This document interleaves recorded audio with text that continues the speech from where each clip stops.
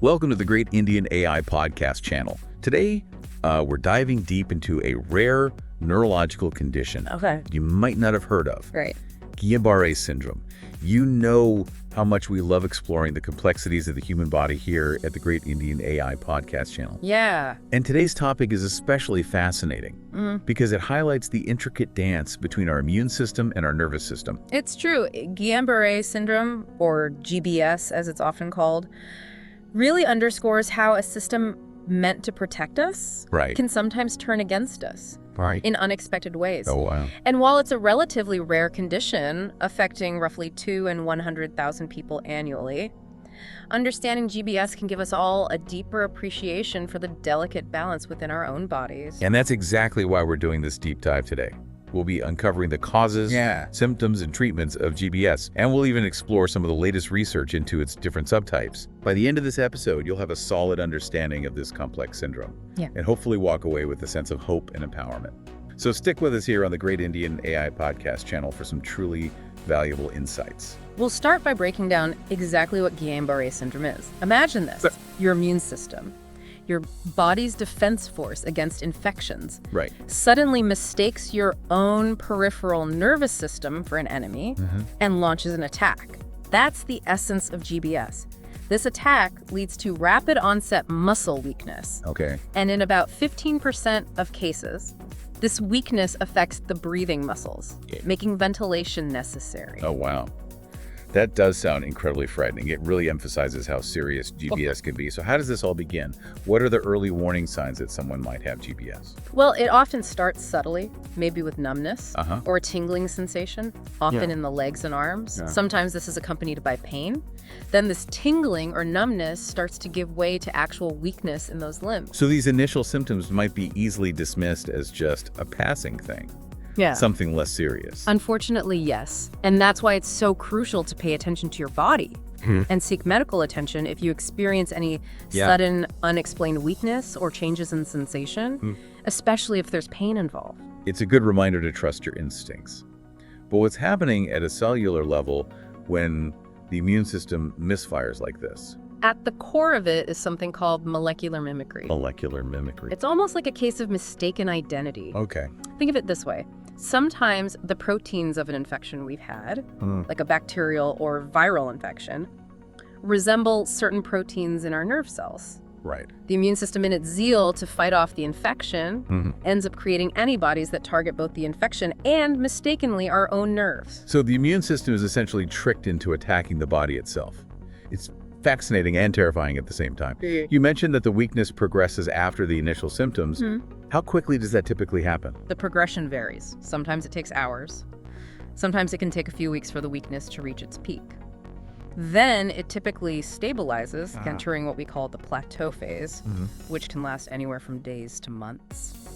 So during this plateau phase, the weakness is at its worst, but at least it's not continuing to worsen. You're exactly right. And I'm assuming this is followed by a period of recovery. And we'll definitely delve deeper into both the plateau and recovery phases a bit later. This is already so much information to process. And we haven't even gotten to the causes of GBS yet. But before we jump into that, let's take a quick break. And remember, don't go anywhere, listeners. We'll be right back on the Great Indian AI Podcast channel with more on Guillain-Barré syndrome, after a quick word from our sponsors. And hey, while you're waiting, why not hit that like button and subscribe to the channel for more insightful deep dives like this? We'll be back in a flash. Welcome back to the Great Indian AI Podcast channel. Before the break, we were discussing the alarming way GBS can cause the immune system to attack the nervous system. It's definitely a case of know thine enemy, right? And speaking of enemies, we haven't even talked about what triggers this immune system confusion in the first place. Right, you are. One of the most intriguing aspects of GBS is that it's often preceded by an infection. Really? Think of it like a domino effect. You get sick, and weeks later, this strange neurological condition develops. It's almost like a delayed reaction. That is strange. So what kind of infections are we talking about here? The common cold? or something more serious? Well, it's not usually the common cold. In fact, most of the infections linked to GBS are relatively common ones that most people experience without any lasting complications. Okay, so what are some examples of infections that have been linked to GBS? Gastroenteritis and respiratory infections are pretty common precursors. Okay. Specifically, there's a bacteria called Campylobacter jejuni, often the culprit behind food poisoning, that's been found to trigger about 30% of GBS cases. So you could get food poisoning and then weeks later develop GBS. That's a scary thought. It is, and it highlights the importance of food safety and proper hygiene. Right. But it's important to remember that while Campylobacter is a common trigger, only a very small percentage of people who get this infection will actually develop GBS. That's reassuring, at least. Yeah. Are there other infections that are linked to GBS? Yes, quite a few actually. For example, cytomegalovirus or CMV, which is actually very common and often causes mild or even no symptoms, has been linked to another 10% of cases. Okay. Then there are a number of other viruses on the list. Epstein-Barr, which causes mono. Varicella zoster, the virus behind chickenpox and shingles. Oh, wow. And even Mycoplasma pneumonia, a common cause of pneumonia. I never realized the connection between GBS and something like chickenpox. It really shows how diverse these triggers can be. Are there any other notable culprits? There have been some intriguing links to dengue fever and the Zika virus, particularly in regions where those viruses are prevalent. This leads us to what is probably the most controversial aspect of GBS. Its potential connection to vaccines. It's something that's been circulating on social media and causing a lot of anxiety. Yeah. So let's clear the air here on the Great Indian AI podcast channel. Absolutely. Transparency and accurate information are essential, especially when it comes to something as sensitive as vaccines. Yeah. You're right, there's a history here that we need to acknowledge. Back in 1976, there was a swine flu vaccine that was linked to an increased incidence of GBS. That's the case that really fueled a lot of the anti-vaccine sentiment, right? Yes, it definitely cast a shadow over vaccines in general. However, it's crucial to understand that subsequent influenza vaccines haven't shown the same link to GBS. In fact, studies suggest that current flu vaccines may even reduce the risk of GBS, likely by preventing influenza itself, which can be a trigger. So the flu vaccine might actually protect against GBS in a roundabout way. That's interesting. But what about other vaccines? Haven't there been more recent concerns about GBS and vaccines? Yes, there have been a couple of cases that have drawn attention. One is the Shingrix vaccine, which protects against shingles. Right. There's been a very small increased risk of GBS observed after receiving this vaccine, although it's still extremely rare. And then there's the COVID-19 vaccine. I remember reading some reports about that. Yeah, you're right. There have been reports of GBS as a very rare side effect of some COVID-19 vaccines, specifically the Janssen and AstraZeneca vaccines. So it seems like the vaccine connection is a bit of a mixed bag. Yeah. What's important for our listeners to understand is that while there have been a few isolated instances of vaccines being linked to GBS, the overall risk is extremely low. Exactly. And we have to weigh that risk against the potential benefits of vaccination, which can be life-saving in many cases. Right. The key is to have open and honest conversations with your healthcare provider about any concerns you might have. That's excellent advice. Now, I'm really curious to learn more about the science behind GBS. We've touched on this idea of molecular mimicry. But how exactly does GBS attack the nervous system? Let's dive a little deeper into the biology. As we mentioned earlier, GBS is an autoimmune disorder, meaning the body is attacking its own tissues, specifically. It's attacking the peripheral nervous system, the network of nerves that extends from your brain and spinal cord to the rest of your body. So these nerves are responsible for transmitting signals between the brain and the muscles and sensory organs. Precisely. And there are two main ways. GBS can disrupt this delicate communication system. Two main ways. Tell me more. This is where it gets really interesting. We can classify them as demyelinating and axonal. Okay. Demyelination is when the myelin sheath, the protective coating that surrounds nerve fibers, gets damaged. Think of it like the insulation around an electrical wire. When the insulation is compromised, the signals don't travel as efficiently. So it's like a short circuit in the nervous system. That's a great analogy. The other type, axonal damage, is when the actual nerve fibers, the axons themselves, are attacked. Okay. This is more serious because it disrupts the signal transmission even more severely. So in both cases, communication between the brain and the body is disrupted, leading to the weakness and other symptoms we discussed earlier. And you mentioned earlier that antibodies play a role in this attack. Yes, the antibodies produced by the immune system can target specific components of the nerve cells, either the myelin sheath or the axons themselves, leading to the damage we've been talking about. And this whole process happens rapidly. Yeah. Which is why GBS is characterized by rapid onset muscle weakness. Wow, it's incredible how such a tiny thing, an antibody, can cause such widespread disruption in the body. You know, the Great Indian AI podcast channel wouldn't be what it is without these aha moments. But I'm sure our listeners are wondering, how do doctors actually diagnose GBS? What are they looking for? That's a great question, and we'll be diving into the intricacies of GBS diagnosis right after we take a short break. Don't forget to hit that like button and share this episode with your friends, and subscribe to the Great Indian AI podcast channel for more deep dives. We'll be back soon. Welcome back to the Great Indian AI podcast channel. Before the break, we were about to unravel the mystery of diagnosing Guillain-Barré syndrome. Right. It all sounds pretty complex. Well, it does involve some detective work, that's for sure. One of the biggest clues for doctors is the speed at which the paralysis develops. Okay. If someone's experiencing paralysis, that comes on quickly. Especially without a fever, that's a major red flag. So no fever is a key differentiator here. Why is that? Right. Many other conditions that cause weakness are usually accompanied by a fever. Yeah. The absence of a fever in someone experiencing rapid paralysis makes GBS a much stronger possibility. Oh, okay. And there's another telltale sign doctors look for, the absence of reflexes. Really? We can easily check this during the physical examination. So rapid paralysis, no fever, and absent reflexes.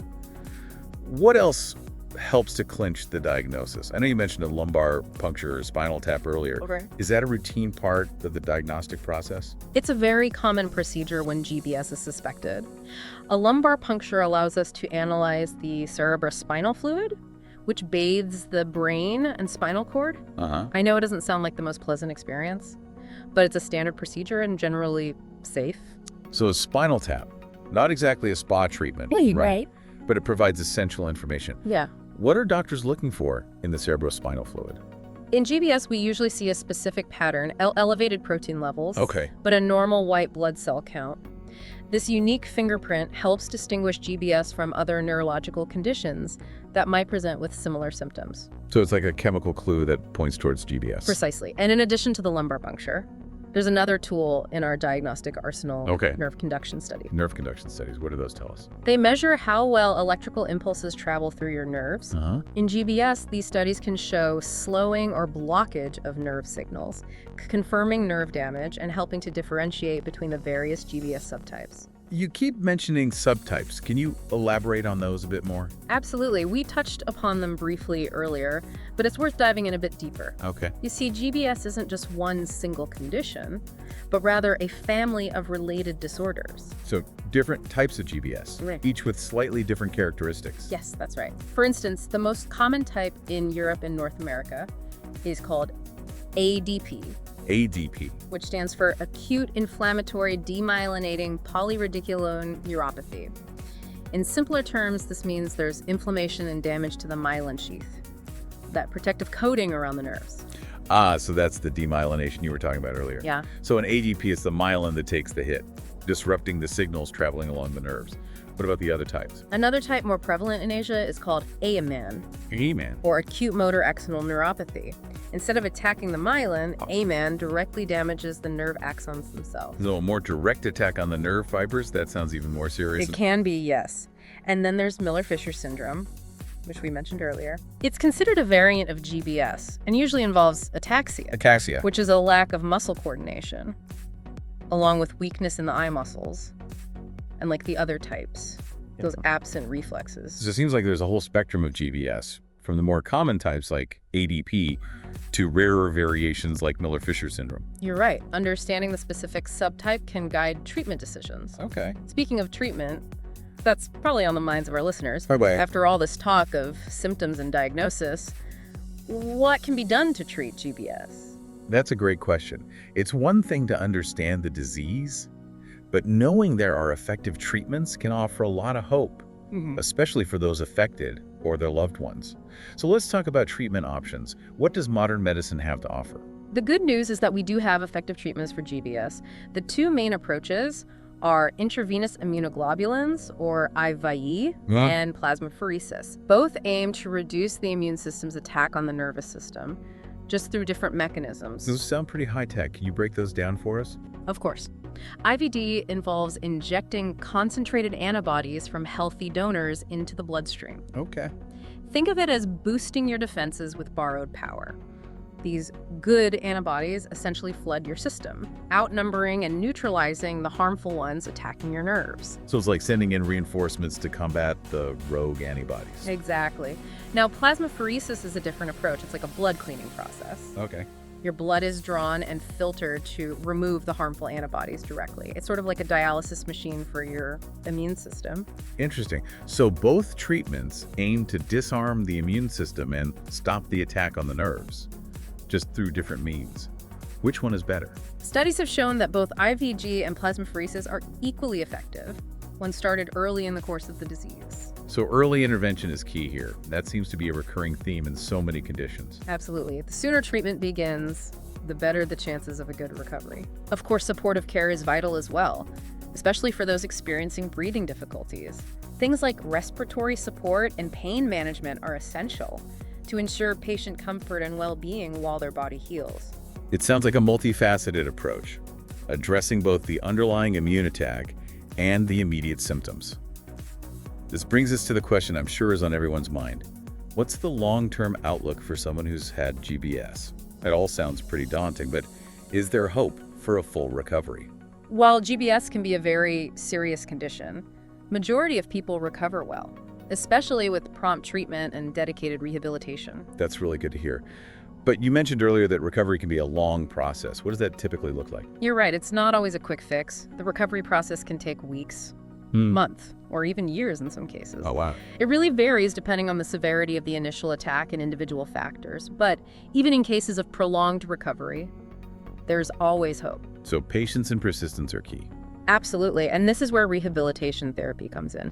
Physical therapy and occupational therapy play a crucial role in helping people regain strength, relearn skills, and ultimately reclaim their independence. Okay. It's about empowering people to actively participate in their recovery journey. So it's not just about passive healing, but actively working towards regaining function.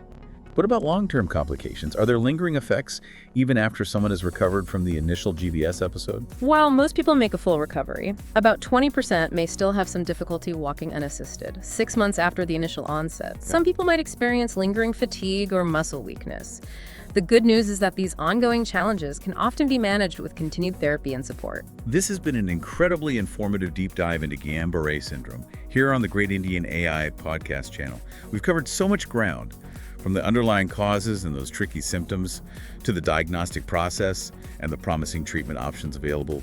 It's been a journey of discovery, really highlighting the complexities of the human body. What are some key takeaways you want our listeners to remember? I think the most important takeaway is awareness. Knowing the early signs of GBS can make all the difference. If you experience sudden weakness, especially without a fever, seek medical attention promptly. Okay. Early diagnosis and treatment are crucial for the best possible outcome. And finally, even though the recovery process can be lengthy, most people do regain their health and independence. Never lose hope. That's a message of hope I'm sure our listeners will appreciate.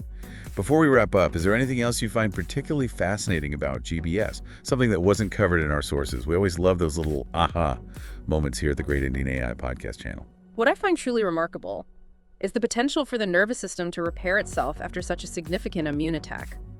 The human body's capacity for healing and regeneration never ceases to amaze me. It is truly incredible. Well, I think we've thoroughly explored the depths of Guillain-Barré syndrome today. We hope this deep dive has been insightful and, more importantly, empowering. Remember, knowledge is power.